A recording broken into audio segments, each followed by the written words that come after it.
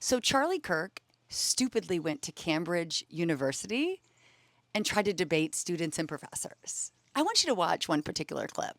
Would you support a man that is exacerbating this issue he claims to care about so much? Right, I was answering the question. I mean, first of all, his suggested budget cuts $1.5 trillion. I wish it should be even more.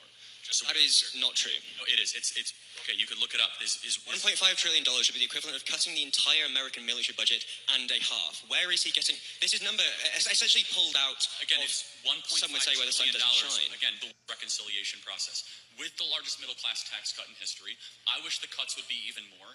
Also, to say he's just doing the pandering of the ultra wealthy, he's advocating for raising taxes on the ultra wealthy. We'll see if that materializes. That is an income tax. The ultra wealthy generally do not take a large portion of their income from an income tax and take it instead from capital gains. Well, fundamentally increasing an 8% tax on Elon Musk, who takes like $10,000 as a salary or something stupid, will not make any material difference. This is a straw man argument, and it is obfuscating from the fundamental issue.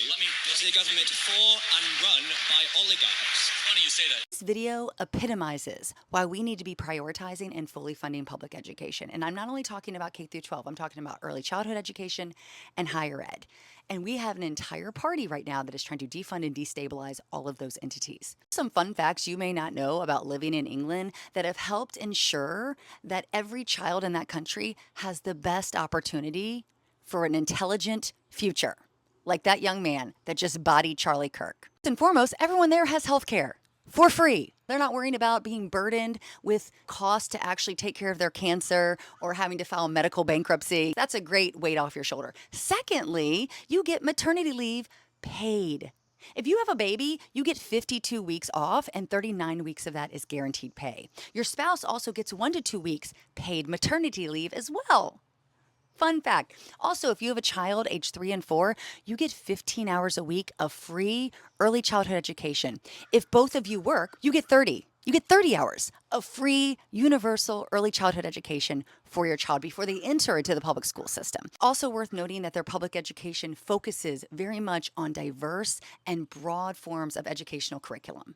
It is a huge priority. And then when you enter into the higher years of public education before you go to university, you start to focus on things that really are interesting to you, giving you the opportunity to find out what do you want to do for the rest of your life. They really make sure that you're leaving the public system with the mindset of, I have a career in place. I'm going to do something with my future.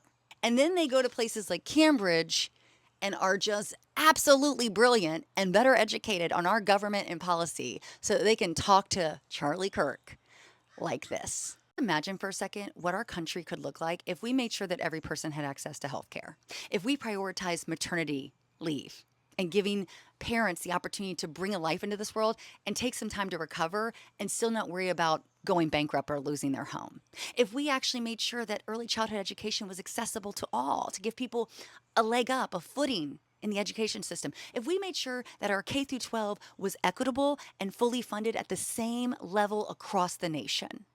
And if we made sure that everyone had access to at least 2 years in a higher education or technical and career school. Just imagine the opportunity, the future, the success. Instead, we have people like Charlie Kirk having us focus on culture wars that don't do anything, that don't benefit anyone. They just make us divided.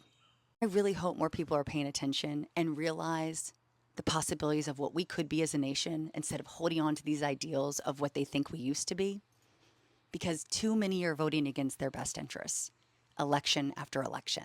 We have an opportunity to move forward, to be better.